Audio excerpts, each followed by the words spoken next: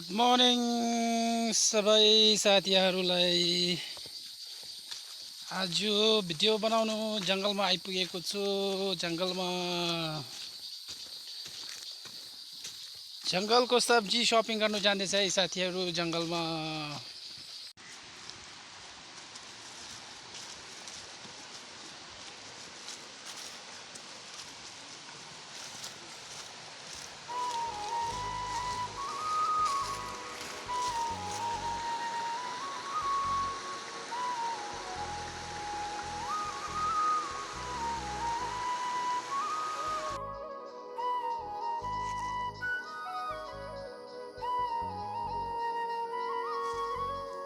बाटो पनि एकदम सानो रहेछ। उहिले बाउआमाहरूको टाइममा त्यो घरिको रोड नहुँदाखेरि घोडा लिएर चाहिँ यो बाटो हिँड्दै थियो अरे। बाटो पनि एकदम सानो रहेछ। डरलाग्दो भिर छ। यताबाट तल हो, यताबाट तल झऱ्यो भने त फर्केर माथि आइपुग्दैन है साथीहरू।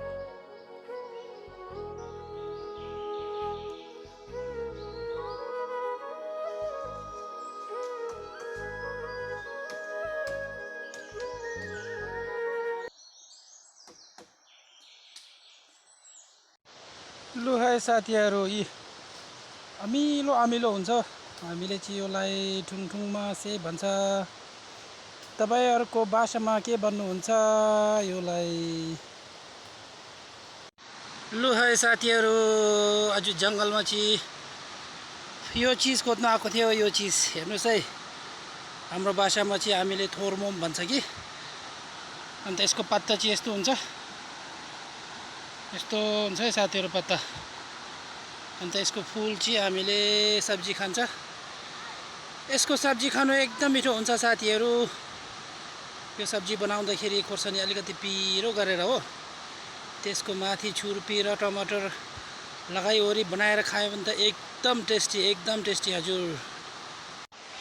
हेर्नुस् है साथीहरू, यो फुल टिप्नुको लागि यता एकदम भिरमा छ। भिरमा यताबाट तल झऱ्यो भने त टाउको तल माटोमा गाड्छ होला है साथीहरू। हेर्नुस् है, यी एकदम डरलाग्दो भिर छ हो।